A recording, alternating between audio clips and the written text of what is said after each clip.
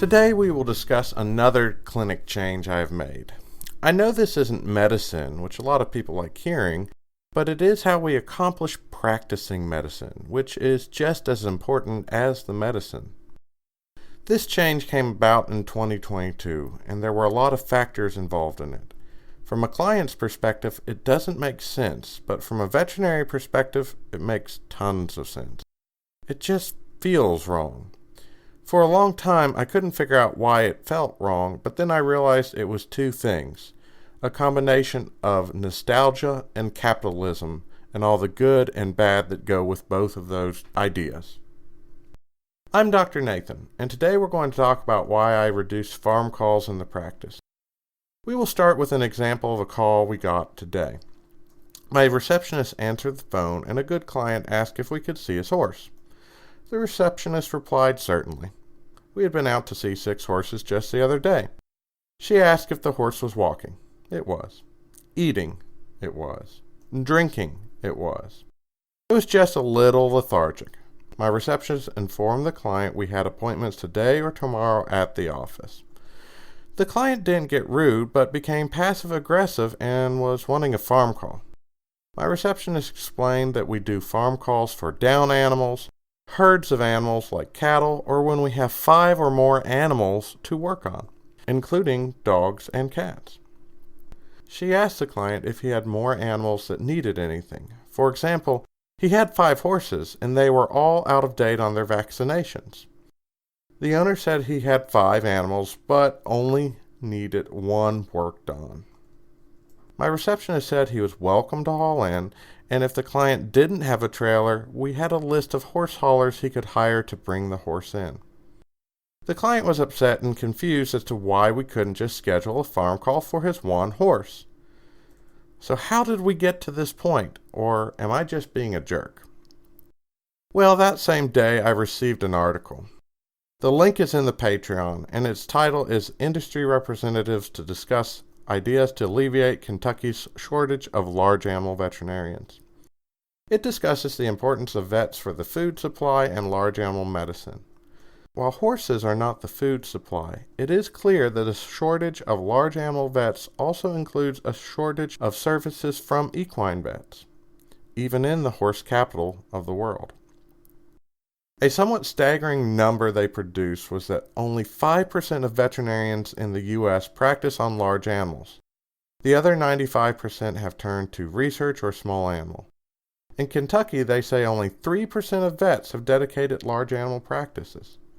Now, to be fair, I think they're talking ruminants here, not horses.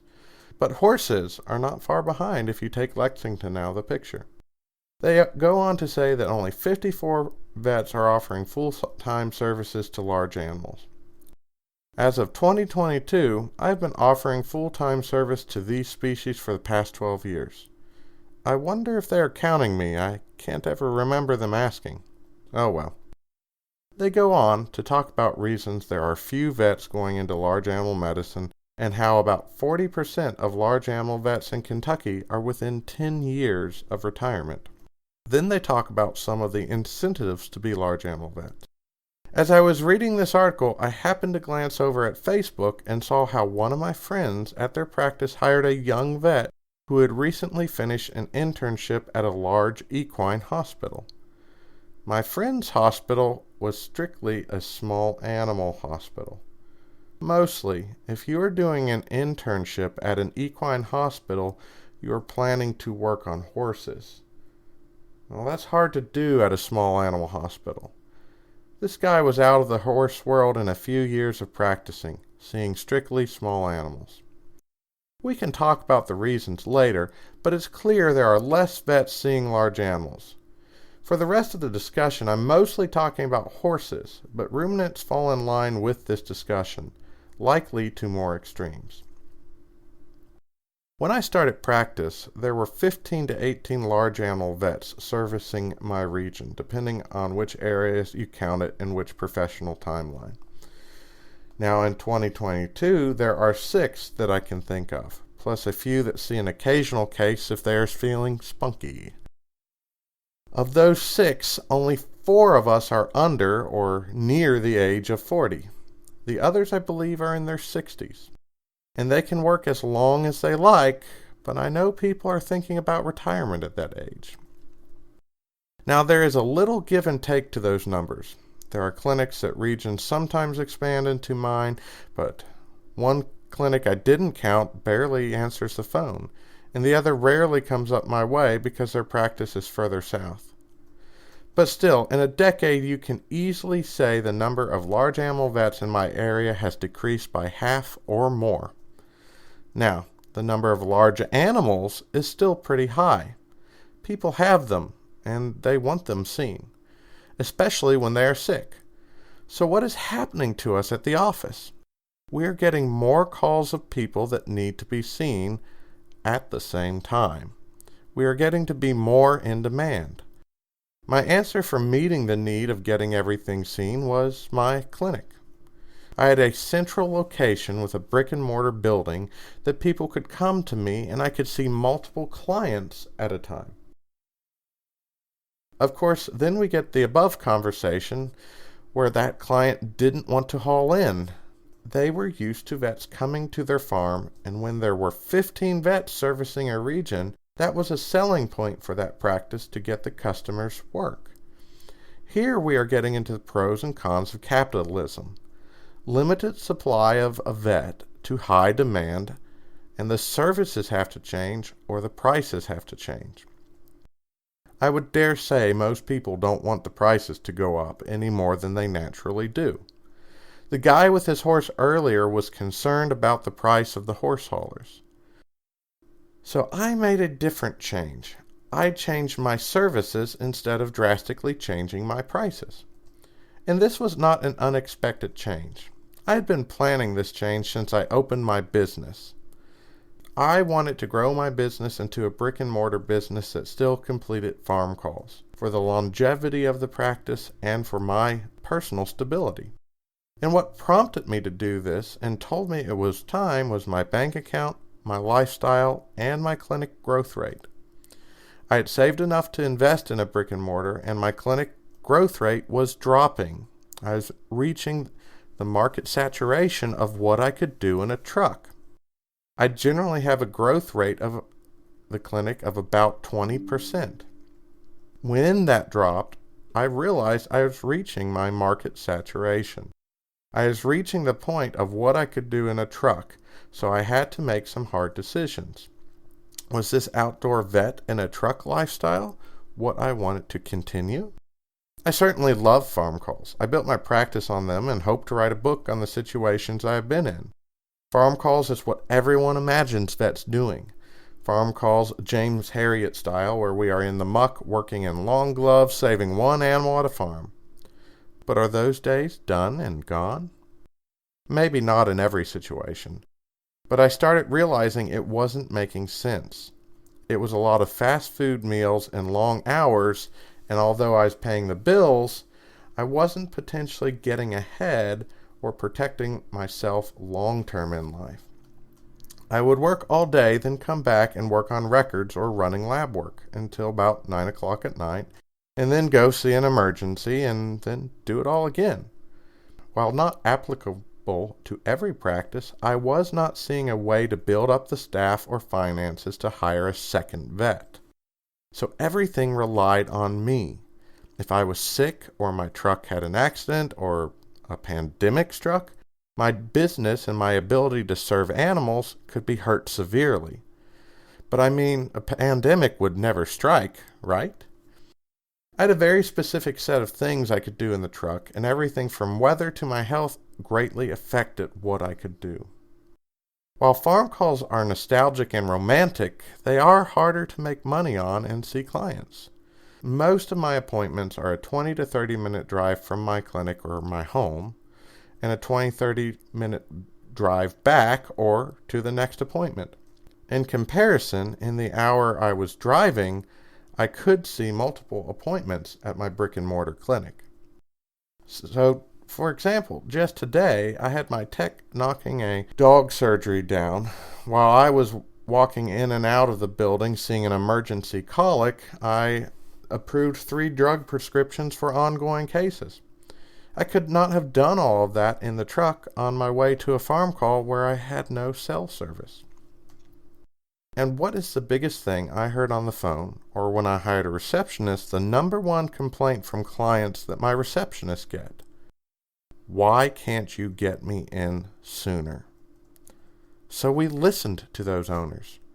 Owners just don't always like the fixes we come up with. Probably what the owners want is the vet to work late into the night, like they envision with James Herriot. That just doesn't always make sense. I don't mind seeing emergencies late at night, but I don't want to see chronic issues at night. I want to sleep, and I want to be able to have the finances to hire someone so I'm not seeing them 24/7, 365. So I decided I would get the brick and mortar clinic opened up. And I noticed big changes in my life. First, I got home and my work was done. Second, I saw more appointments. Third, I was able to do more work. Fourth, I could get people in faster. Fifth, and for anyone who works in a truck all day, they will appreciate this, working out of my clinic, I had a dedicated toilet that I know I could use any time. So yeah, things were going well. And my clients didn't realize how close they came to losing a vet. There were 2 times I considered shutting down my business. One was with a bad accountant, and the second was because after years of my ambulatory lifestyle, I had decided I did not want to continue that lifestyle indefinitely, and could not obtain the life I wanted by just being an ambulatory vet. Also, my goal was to provide a clinic that would serve the community full-time. And I couldn't work full-time forever. And after I'm gone, who was going to do anything? In my region, I was not finding a suitable way to grow my ambulatory practice that would entice new vets to join and continue it when I was ready to retire. So my brick and mortar. And what comes with a brick and mortar? More and better services for the animal. I'm not saying my ambulatory service was bad, but I can do more things, and I have more equipment and more supplies and more staff to meet the client's needs, and then I get more bills, more overhead for the vet to have to afford. Though more animals seen. I started expanding small animals as well, since everyone kept asking me to do more small animal work.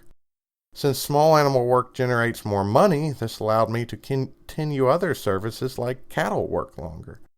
It allowed me to buy my new x-ray generator so I could use that on horses, which didn't generate enough money alone from x-rays to warrant purchasing an x-ray. With farm calls, I had people calling me out for nail trims on a dog or a Coggins test with no vaccines on one horse. We were driving an hour and a half to make under $100. That was not paying the bills when I had more staff. So I needed to get clients in faster as they were asking for. Since people wanted the services, I was able to keep making money and stay in business. But that meant more animals needed to be seen because I had a larger client base. And you want your vet to get a larger client base. If the business stagnates or falls, they may go out of business. With all this, the number one complaint we kept hearing was still, why can't you get me in sooner?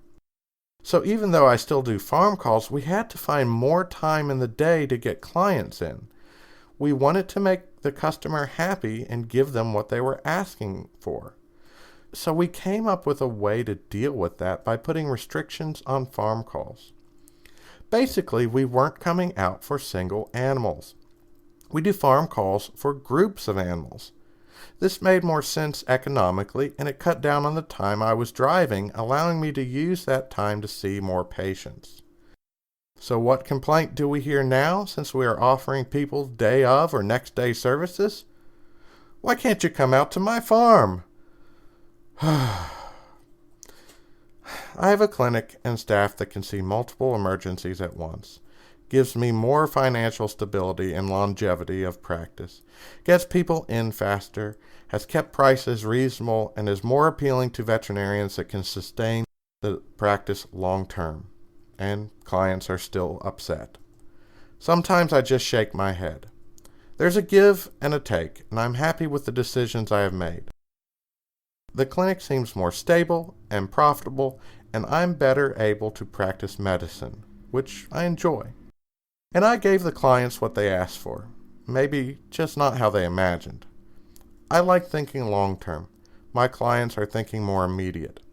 I have to have a business that will be lucrative and enticing enough to grow staff so that I can hire veterinarians to sell the practice to when I retire. If I don't, the practice will shut down and there will be one less veterinarian serving the community. And maybe there are ways I could have figured out how to manage it to meet all the clients' expectations. But for an outdoor vet, I'm pretty smart, and this is the best I could come up with. And remember, a decade ago, there were 18 vets seeing large animals in my area. Now there's 6. One of them is me. Maybe that means my ideas aren't half bad. This isn't justification for what I have done. This is just explanation. But what I hope it does is let other vets know options for decisions in their own practice and helps clients see their expectations need to be tempered, not with nostalgic ideas of what a vet should be, but with the realism that we are surviving in a capitalistic world where we have to follow the money. People want to be seen. If we get things in the door more quickly, we get more money. We keep prices down because we are seeing more, and maybe we keep working on large animals. But the trade-off to us still working on the large animals is you may have to bring them to us, because frankly, there aren't many of us left.